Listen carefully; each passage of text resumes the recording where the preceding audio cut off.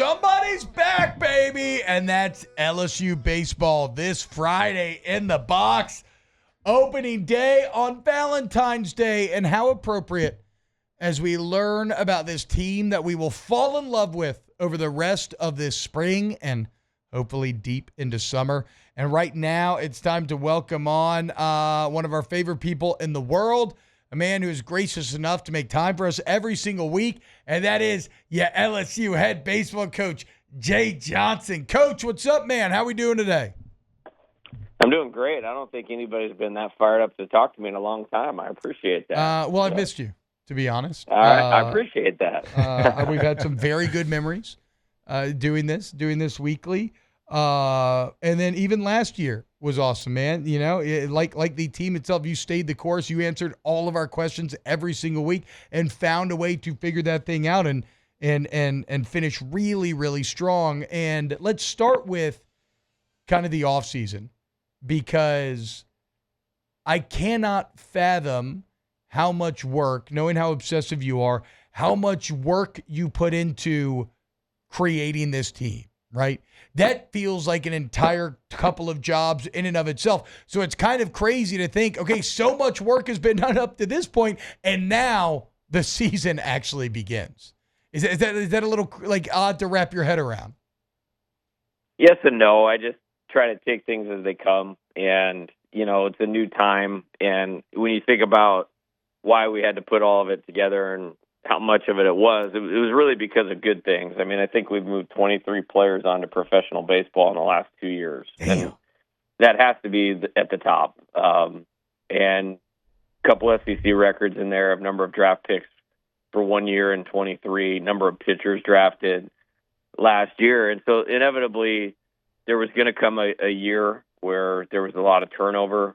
We had a few guys decide that what this wasn't for them as well. So the high school deal was like a 3-year effort. I mean, to be honest, it was this group we started recruiting right when I got here, which is a few summers ago.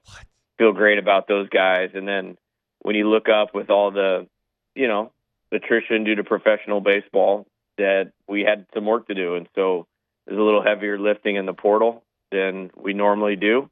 And feel good about where we landed. Now it's, as you said, it's the reward for all that is let's go play. Let's go line it up and try to win every game of the 56-game playoff. Coach, when you have all these new pieces, and you mentioned like high school guys, and it's a great class, but also the transfer portal class, like in a good way, has this maybe been the most difficult to try to figure out where everybody was going to fit, because there's been so many good players at different positions that multiple guys can play multiple positions as well? Yes and no.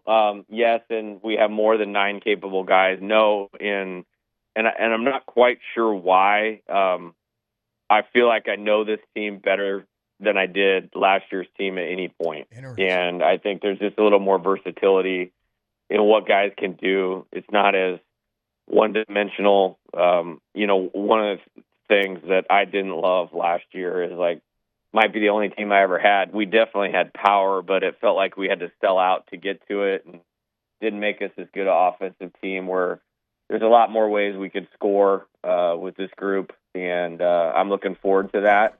I think it should manifest itself in good defense.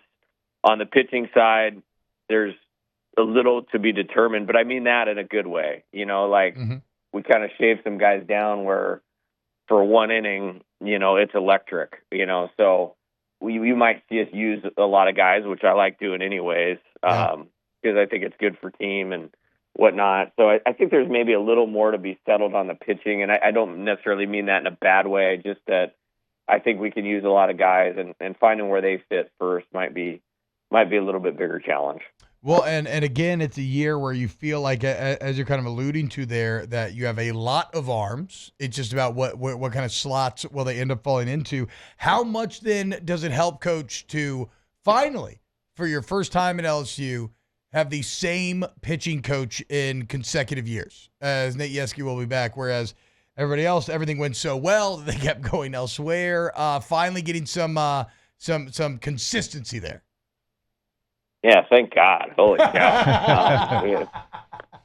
And I think it's really helped because we have a lot of new pitchers this year. Like I said, we had a SEC record pitchers drafted last year, and he's really good at what he does. I think the guys have a really good understanding of who they are and what they need to execute in terms of the older ones. And then we have 4 really good freshman pitchers that he's going to get to see them through their whole time here, and there's a lot of value in that. And last weekend finally tipped to the offense a little bit, which it should, after seeing them for so long. But the pitchers have kind of, had the upper hand in this thing. And as a coach, that's usually the way you want it to go. Because if you're banging around your pitchers all fall and all early spring, there's usually a ceiling for your team. But Coach Yetzke's done a really good job with those guys.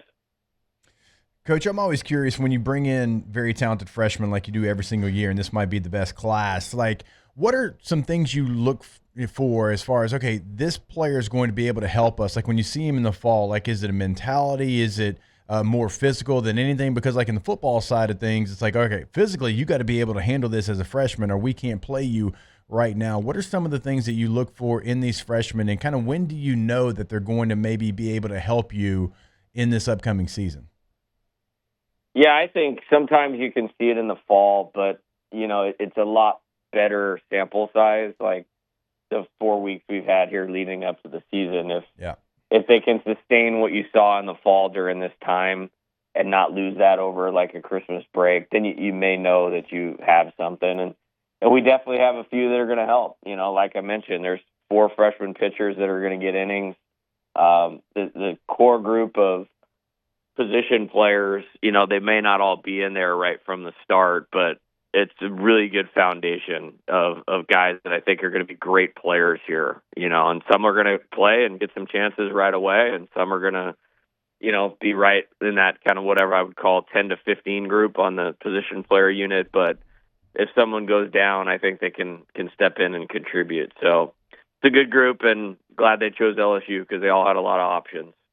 Yeah, of course, with baseball, not just other college options, but literal professional options as well. Well, I was thinking about that the other day, Coach. Something that you've talked about really since day one here has been kind of the evolution of the college recruiting pitch and getting guys to choose to come to college. Have you noticed as investment increases around the SEC, around the ACC? I mean, we always talk about football being a super league sport. It definitely feels that way in baseball right now, especially.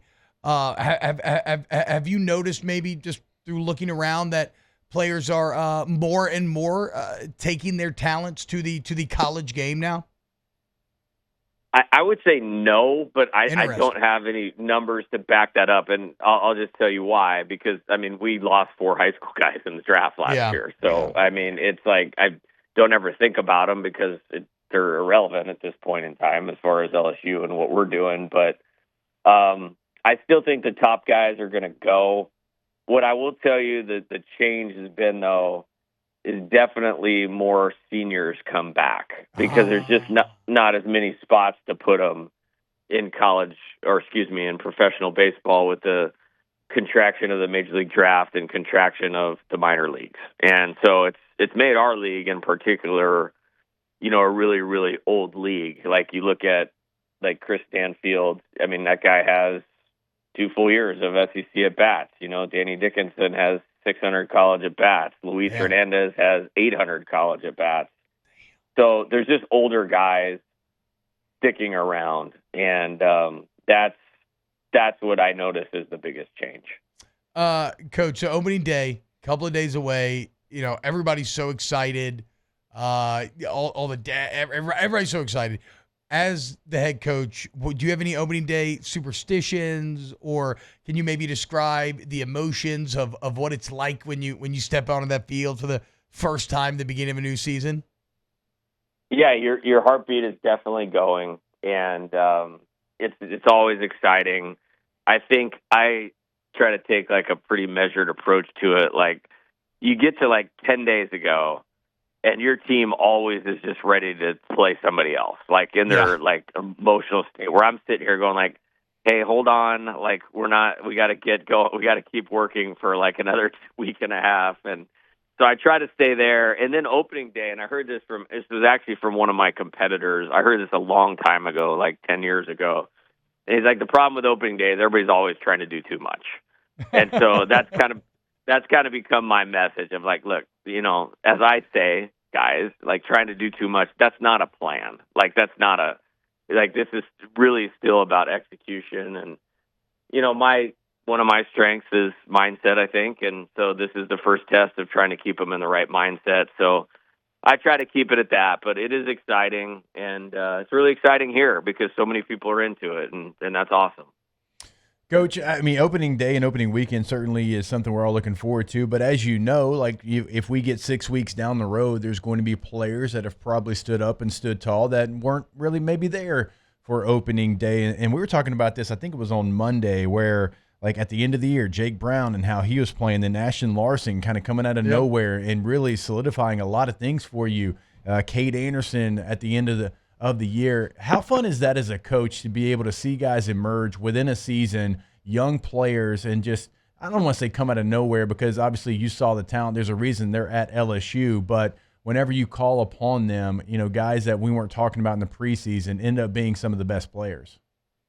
Yeah, it's great. And those are really good examples that you just mentioned. And it's hard to do that sometimes as a young player, in this program. But the good news is what it does show to me is it shows a lot of character, shows a lot of mental maturity.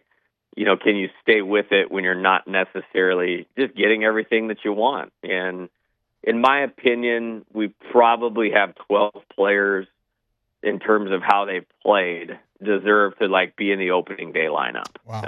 As a position player. And you obviously can't do that. And so, there's guys that are going to have to lean on maybe some experience of that before and, fall into their best character and not fall away from, hey, I'm not getting what I want. But I think that's where communication is important. It's something that I try to live by. I met with every player yesterday for 5 minutes.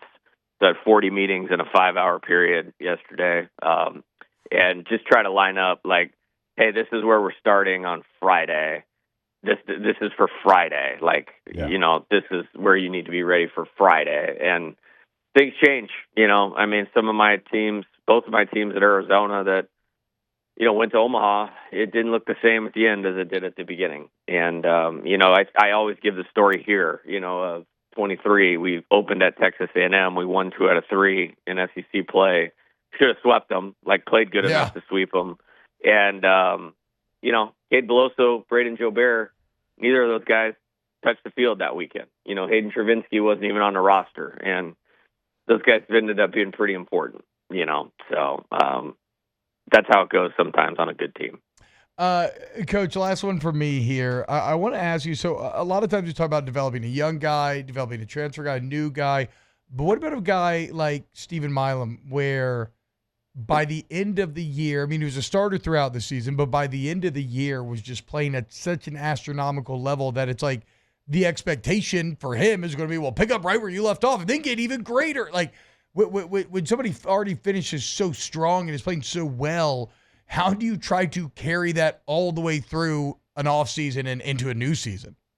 That's a good question, and you feel like you had a bug in my office yesterday. 'Cause, in my meeting with Steven, we talked about a couple things, and number one is he's such a popular player here, because he plays hard and he's got an edge and all those things, and the not trying to do too much or meet some external expectation. The good news with him is this guy's just a ball player at his core.